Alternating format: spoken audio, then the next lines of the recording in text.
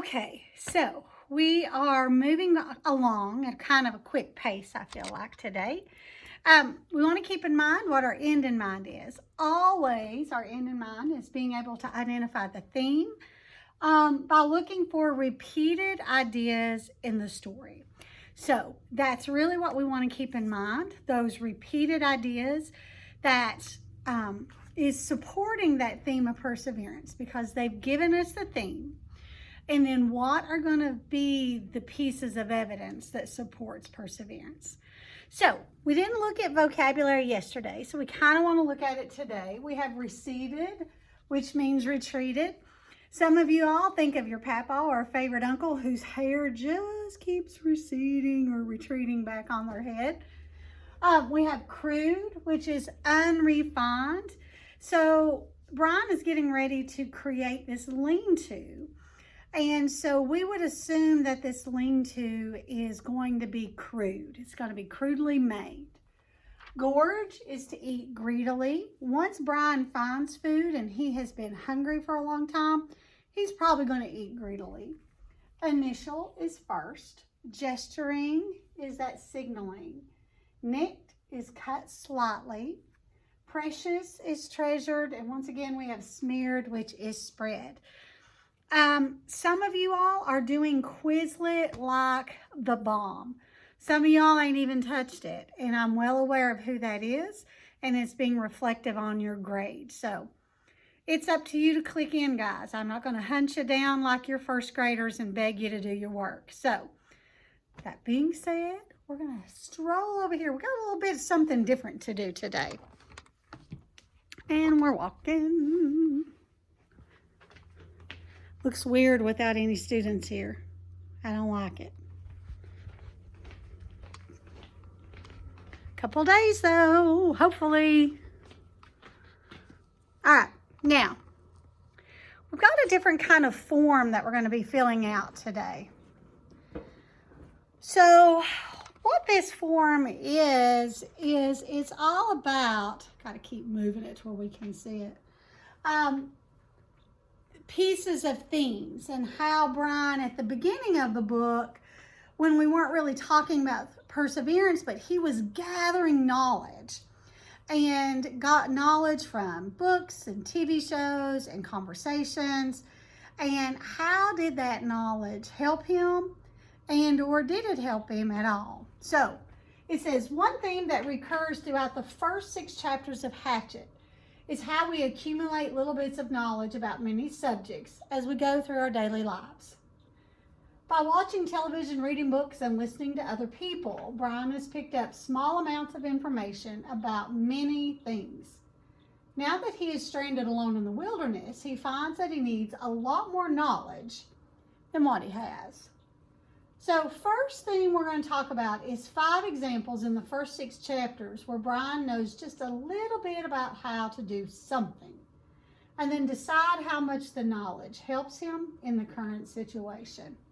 So one of the first things, and if we were here, and to be honest, I was going to upload this and have you do it and submit it, but I thought it might be a little confusing and I would spend all day long sending comments back. So I thought it might be best for us just to do a couple of these together. So one of the first things that he really had to learn how to do was fly a plane.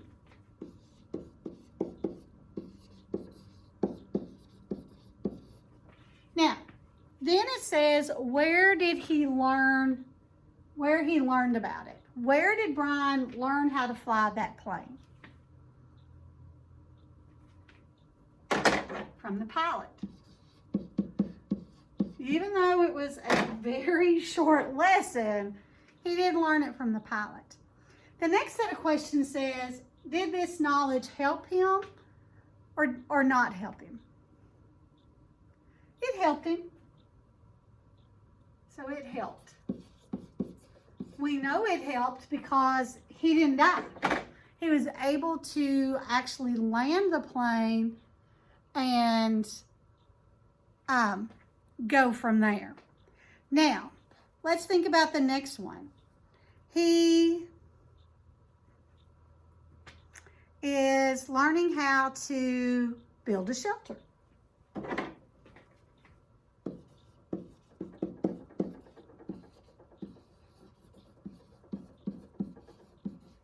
Okay?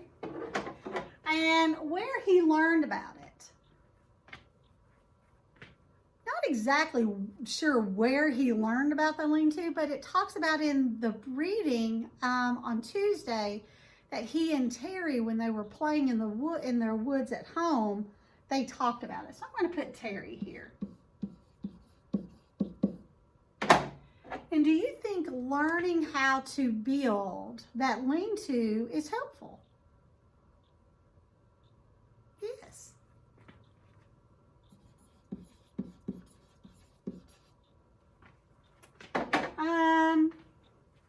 What's another one?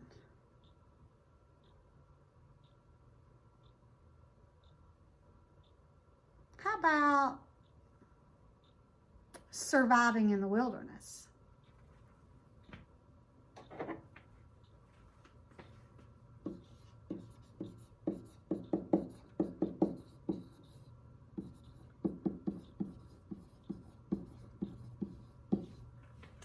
Where did he learn all these little helpful tips about surviving in the wilderness?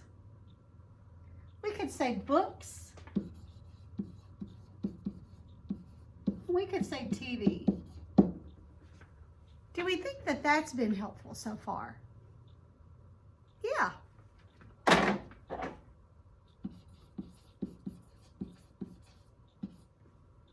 And so we could keep on listing and listing these items, and it's just showing us how every day as we're taking in information, we're storing it in this computer that we call our brain. And then when it is needed, we can pull it back out. All of your experiences shape what you put in your brain or what you put in your computer.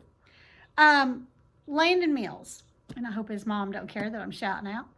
That child can absolutely figure out anything, how to build stuff, how to cut, how to measure.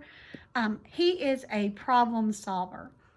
Now, my son Eli, he ain't no problem solver as far as building things. He is all about researching it and helping you figure it out, but he does not have the skill set to actually do the work. So one of the things we're talking about is, one of the reasons I bring that up is that Landon's dad is a doer. So Landon's grown up on a farm. He's worked with his papa. He's worked with his dad. So he has a skill set that my son doesn't have. My husband was a hospital administrator until he retired. Never really much of a handsy kind of guy as far as doing stuff around the house. We live in town. Brandon lives on the farm. We had 2 inside dogs. Brandon has cattle and goats and farm stuff and hays and tractors. We have a push mower. So, I mean, you know, skill sets are different, and what you put in your brain is different. So, if Landon was dropped off in the woods, like Brian, his skill set, what he must do or what he knows, would be really helpful in this situation. My son Eli's skill set would not be good. So when we think about what we're putting in our brain every day, it's almost like food for our body. How are we going to use that information? You may not use it today, but you may use it in 5 years, 4 years, 6 years. And a lot of times kids will say, this math is stupid. I ain't never going to use it. Right? However, you are going to use it. You just aren't using it right now. You'll get there. So, let's take our book up. Let me find my book. All right, so for today, we're going to go to page 62. I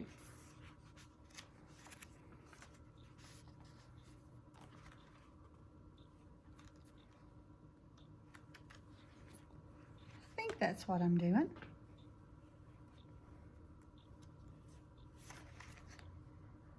Yeah, sometimes I gotta double check myself. Yep.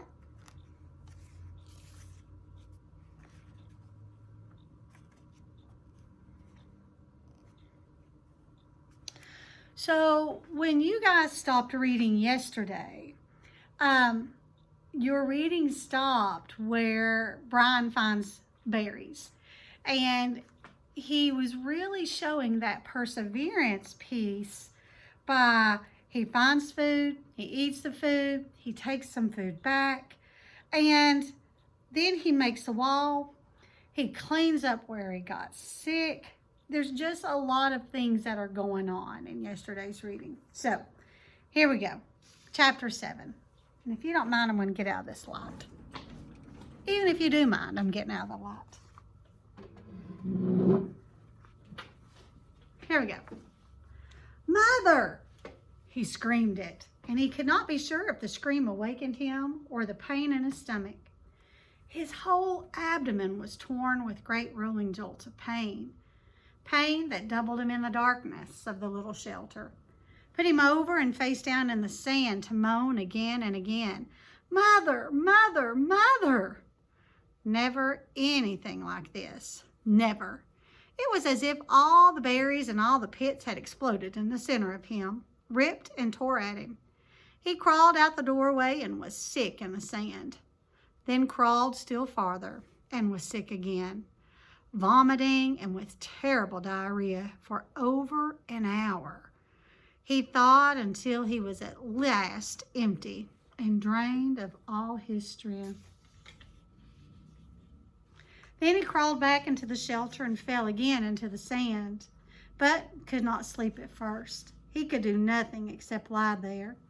And his mind decided then to bring the memory up again. In the mall, every detail. His mother sitting in the station wagon with the man. And she had leaned across and kissed him. Kissed the man with the short blonde hair, and it was not a friendly peck, but a kiss. A kiss where she turned her head over at an angle and put her mouth against the mouth of the blonde man, who was not his father, and kissed, mouth to mouth. And then brought her hand up to touch his cheek and his forehead while they were kissing. And Brian saw it. Saw this thing that his mother did with the blonde man. Saw the kiss that became the secret that his father still did not know about. Will know all about. The memory was so real that he could feel the heat in the mall that day. Could remember the worry that Terry would turn and see his mother. Could remember the worry of the shame of it. And then the memory faded, and he slept again.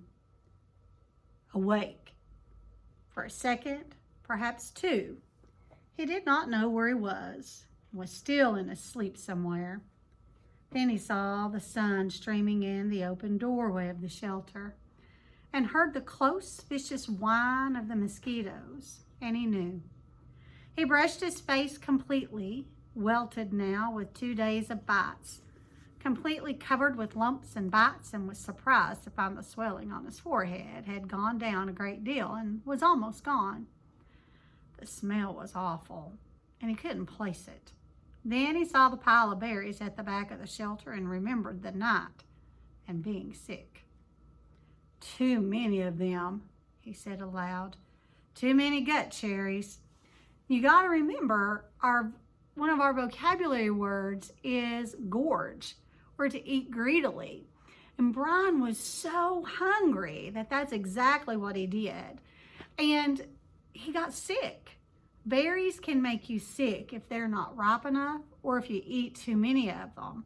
They can be served as a diuretic, and that means they can make you have bowel movements or have to have diarrhea, which is what he had through the night, as well as vomiting. And so he, even at your age, at 11, some of you 12, when you're that kind of sick, you know you still want your mom or your mama. And so that's when he woke up. His initial words were calling for his mother, and because he felt bad. Let's go. Well, he crawled out of the shelter and found where he had messed the sand. He used sticks and cleaned it as best he could. and he covered it with clean sand and went down to the lake to wash his hands and get a drink. It was still very early, only just past true dawn, and the water was so calm he could see his reflection. It frightened him. The face was cut and bleeding, swollen and lumpy. The hair all matted, and on his forehead a cut had healed but left the hair stuck with blood and scab. His eyes were slits in the bites, and he was somehow covered with dirt. He slapped the water with his hand to destroy the mirror. Ugly, he thought. Very, very ugly. And he was, at that moment, almost overcome with self-pity. He was dirty and starving and bitten and hurt and lonely and ugly and afraid and so completely miserable that it was like being in a pit, a dark, deep pit with no way out. Well, he sat back on the bank and fought crying. I'm looking here, making sure I don't read too far. I've got a couple of different places that tell me where to stop.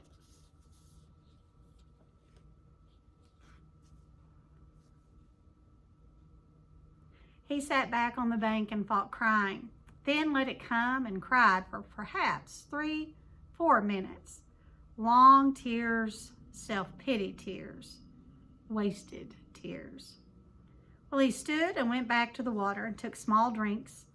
As soon as the cold water hit his stomach, he felt the hunger sharpen as it had before, and he stood and held his abdomen until the hunger cramps receded. Now, I want to make sure I'm not doing something I shouldn't, because one of my things said go to the bottom of 66, and one of them says go to the bottom of 67. So, gotta give me a second.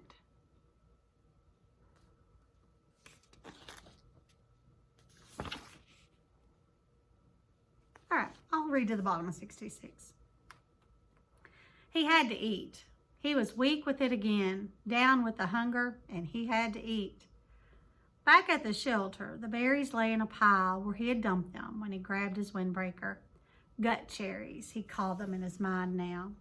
And he thought of eating some of them, not such a crazy amount as he had, which he felt brought on the sickness in the night, but just enough to stave off the hunger a bit. And he crawled into the shelter. Some flies were on the berries, and he brushed them off. He selected only the berries that were solidly ripe, not the light red ones, but the berries that were dark maroon, red to black, and swollen in ripeness. When he had a small handful of them, he went back down to the lake and washed them in the water. Small fish scattered away when he splashed the water up, and he wished he had a fishing line and hook. Then he ate them carefully, spitting out the pits. They were still tart, but had a sweetness to them, although they seemed to make his lips a bit numb. So, what we're going to do real quick is we're going to break down our questions. I don't know what I'm sitting on over here. So, let me pull our questions up. Bear with me.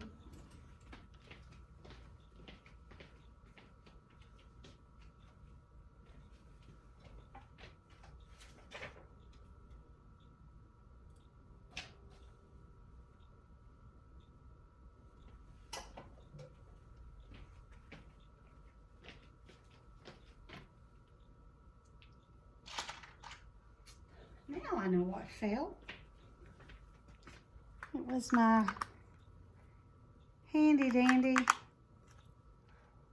thing for my Elmo here. All right, so just like always, we want to make sure that we understand our questions. If we don't truly break them down and understand what they're asking us, that's where we can make mistakes. On the K-Prep, year after year after year, I see where kids struggle with not truly understanding what the question is asking because they didn't go back and break it down. It seems like a very kind of silly thing to do. However, it is quite helpful to identify what is it really wanting. And so that's why we do it. It is a thing that can go beyond just reading. I recommend you do it for word problems in math.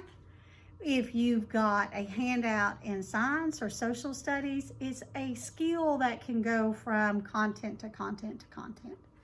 All right, so I'm going to do red. I'm partial to red. How does Brian persevere after the gut cherries make him sick?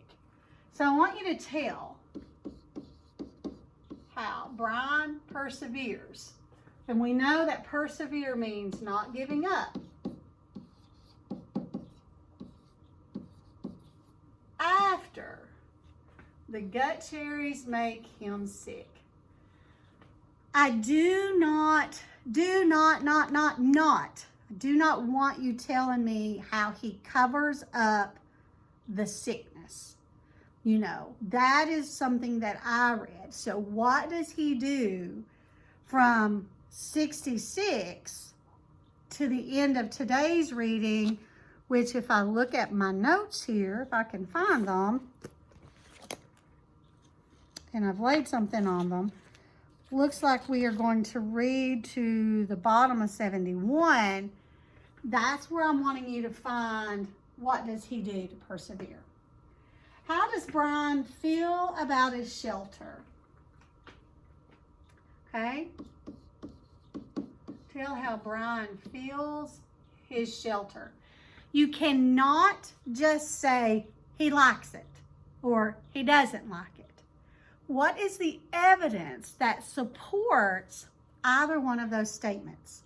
If you don't have the evidence, guys, it's wrong. I'm saying that again. Without the evidence, it's nothing more than your opinion, and it is wrong. 3, how does Brian know that the berries are safe to eat?